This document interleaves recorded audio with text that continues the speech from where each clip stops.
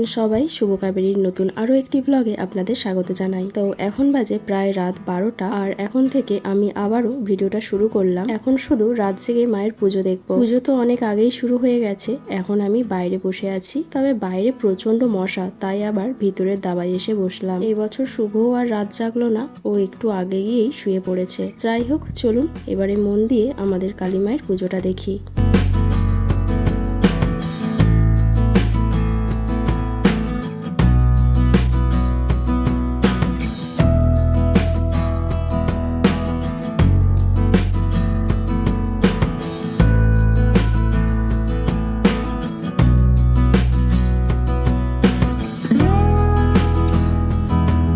এখানে আমরা 108টা মাটির প্রদীপ কলা পাতার উপরে সাজিয়ে নিয়েছি। সলতেও করা হয়ে গেছে, সেগুলো তেল দিয়ে সাজিয়ে নিয়েছি। আর এদিকে পঞ্চপ্রদীপটাকেও রেডি করে নিয়েছি। আর তারপরে বলি শুরু হলো। প্রথমে বলি কুমড়ো, তারপরে কলা, আর তারপর আখ।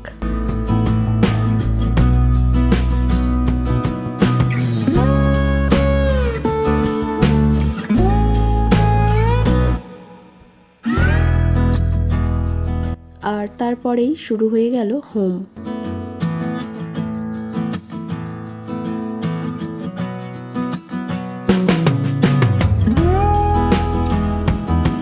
আর হোম শেষ হওয়ার পরেই আমাদেরকে প্রদীপগুলোকে জ্বালিয়ে দিতে বলেছিল, তো আমরা প্রদীপগুলো সব জ্বেলে দিয়েছিলাম। আর তারপর আবারও একবার আরতি শুরু হলো।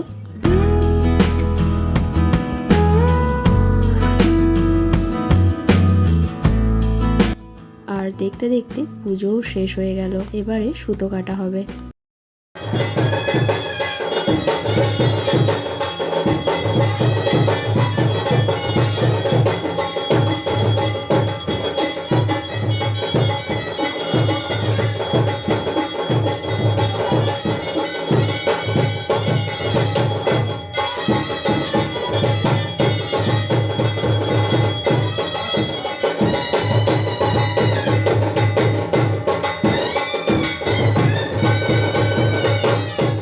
এখন বাজে ভোর 5টা, আর আমাদের কালী মায়ের পুজো শেষ। আগে আমাদের ঘরটাকে বিসর্জন করা হবে, তারপর বেলার দিকে ঠাকুরটাকে নিয়ে গিয়ে বিসর্জন করা হবে। আর এদিকে শুরু হয়ে গেছে বৃষ্টি, মানে আমাদের পুজো শেষ আর শুরু হলো বৃষ্টি। তো ঘরটা এখন বরণ করে নেওয়া হলো। এবারে আমরা যাব নদীতে ঘর ডোবাতে। এই সময়টা বেশ ভালোই বৃষ্টি পড়ছিল, তাই তেমন কেউ একটা আসেনি ভিজে যাবে বলে। ওই 10-12 জনের মতো এসেছি আমরা, তার মধ্যে 2 জন বাজনাওয়ালা দাদারা ছিল। আর এখন নদীর জল বেশ অনেকটাই নিচে আছে, তাই কাদা ঘেটে ঘেটেই যেতে হলো।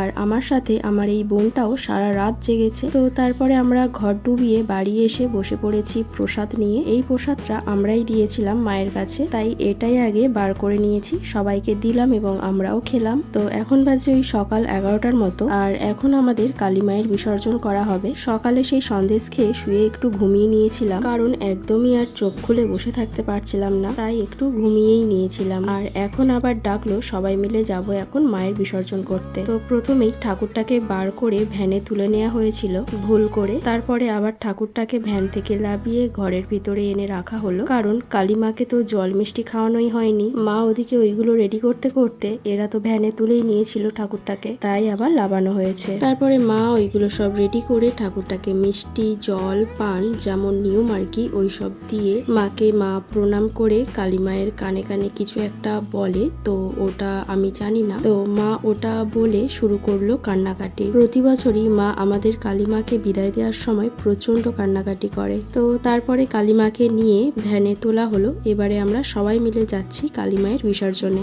পুজো করে করে পুজো আজ শেষ। মাকে এখন আমরা বিদায় জানাতে যাচ্ছি। আবারও একটা বছরের অপেক্ষা শুরু হলো আজ থেকে।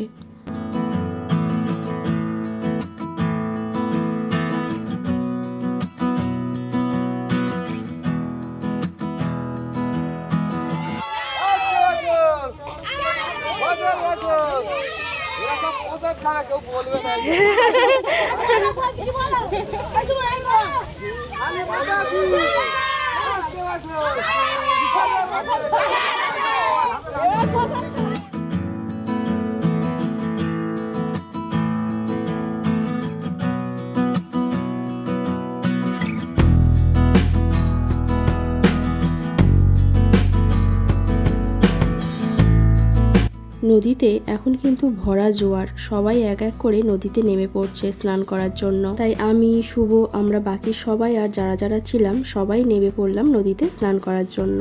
তো এখন বাজে ওই দুপুর 1:45 আর এখন আমরা লাঞ্চ করতে বসে পড়েছি। আর আজকের দুপুরে লাঞ্চে ছিল ভাত, মাছের মাথা দিয়ে মুগের ডাল, ঝুরি আলু ভাজা, মাছের ঝাল, মাংসের তরকারি, আমের চাটনি, পাঁপড় আর মিষ্টি। তো খাওয়া দাওয়া করে একটু রেস্ট নিয়েছিলাম। এখন বিকাল 5টার মতো বাজে। এখন আমাদের বাড়ির অবস্থাটা ঠিক কোন জায়গায় সেটা আপনাদেরকে একটু দেখাই। ফ্রিজে এখনো অনেক মিষ্টি রয়েছে, ফ্রিজটা বন্ধ আছে, দাঁড়ান চালিয়ে দিই। এদিকে হাঁড়িতেও আছে মিষ্টি আর ওদিকে হাঁড়িতে অনেকটা ভাত আছে, বেশ কিছু তরকারিও বেঁচে গেছে, রাতে এইসবই খাওয়া হবে। তো যাই হোক, চলুন তবে আজকের ভিডিওটা আমি এখানেই শেষ করছি। আপনারা সবাই ভালো থাকবেন, সুস্থ থাকবেন, দেখা হচ্ছে আবার পরের ভিডিওতে। আর আমার ভিডিওগুলো যদি আপনাদের ভালো লেগে থাকে তাহলে প্লিজ আমার চ্যানেলটিকে সাবস্ক্রাইব করে নোটিফিকেশনটা অল করে রাখবেন। আর ভিডিওটি ভালো লাগলে একটা লাইক করবেন এবং কমেন্টেও জানাবেন। চলুন আজকের এই পর্যন্তই, দেখা হচ্ছে আবার খুব তাড়াতাড়ি পরের একটি ভিডিওতে।